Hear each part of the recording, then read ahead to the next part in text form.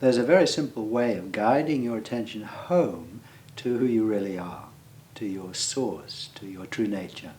And what you do is you point at your foot first, and then look at your foot. You can see it's a thing. And then you bring your finger up your body to your knee, and you notice your knee is a thing. And you keep going up to your tummy and up to your chest, and you can still see something there. But then you come to a point where your body fades out, and there's a kind of threshold there. You can't see anything more of your body, but you keep your finger going. You keep raising your finger until you're pointing at the place above that threshold where your body fades out, and you look and see what's there, which is what I'm doing now. And I'm seeing there's just open space here, capacity for the world, clarity. My hands disappear into the void here, which is full of everything, unconditionally open here, the source, who one really is. So that's a very simple journey you can take over a threshold to your true nature. A friend of mine, Colin, takes people through this experiment sometimes, and he relates it to the Zen Buddhist idea of enlightenment, or a kind of instruction for getting enlightened. And the instruction is that you've got to climb to the top of this pole, incredibly tall pole. And I don't know how you get up there, you kind of shin up there. And when you get to the top, you keep going.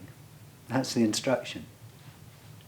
Well, I can imagine it's kind of scary at the top of that pole.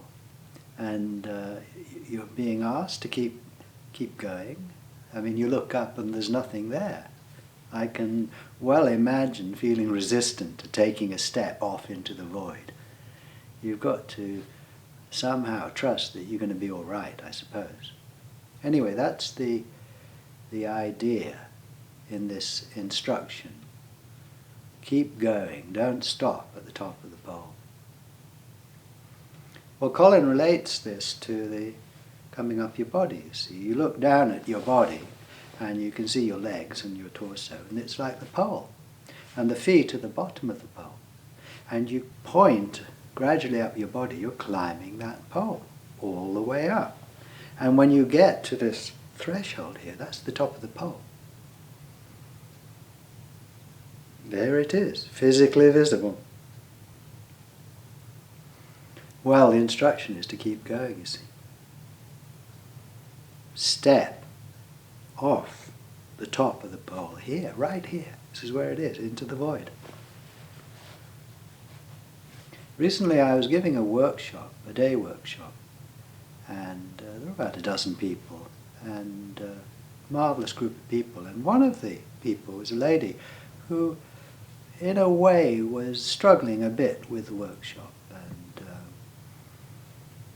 I don't know if resistant to the whole approach is the right word, probably not, but what's the point of this? You know, what good is it, that kind of thing. And we tried to help her.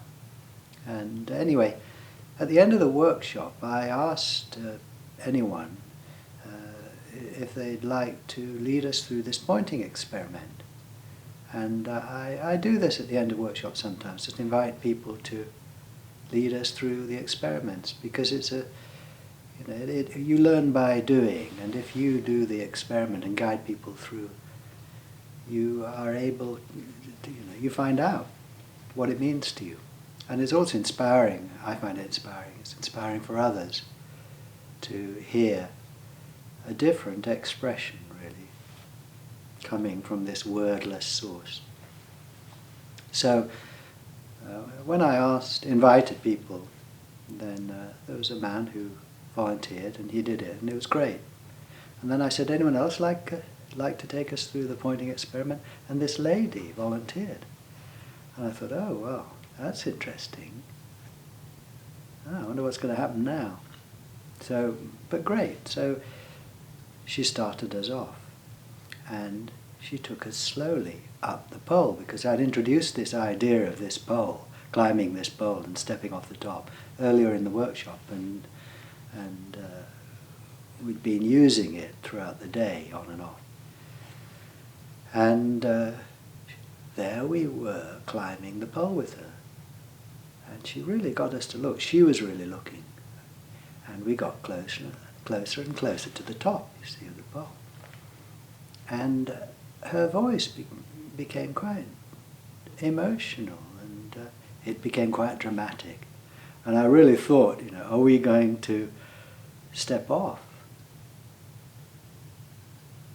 And she took us to the top. And then she said, keep going, and look. And it was very touching, really. And she had tears in her eyes, and so did I. And it was moving, and had real courage to do that. To step off into the void, it sounds like annihilation, disappearance, emptiness. It sounds like dying, really. And it is a very deep kind of death, because here there's nothing left at all, nothing survives here. So I am resistant to this sometimes. They say, die before you die. Well, this is dying before you die. Sometimes I don't want to. But the brilliant thing is that when you do step off, you're all right. Because everything comes with you. This emptiness is full. It's never just empty. When you die, this deepest of deaths here, you're instantly resurrected as everything. When you climb this pole, if you stop at the top, then you're just that one thing. You remain as that one body, that one person. But if you step off into no thing, you become everything. And that's the only way of being everything, is by being nothing. Surrendering everything and receiving everything back. And how do we surrender everything? It's not the feeling of surrender primarily.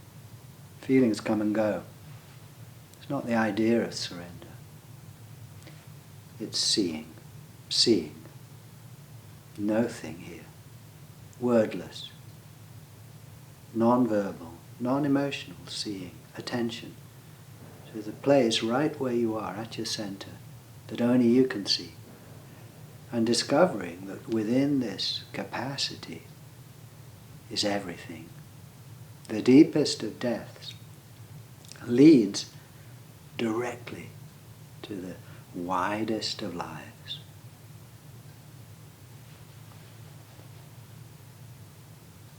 So, climb that pole. When you get to the top,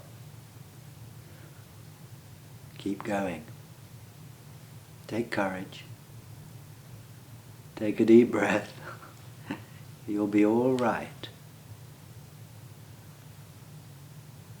Don't think about it. Don't try and understand it. You don't have to feel anything in particular. It's attention, which is available now.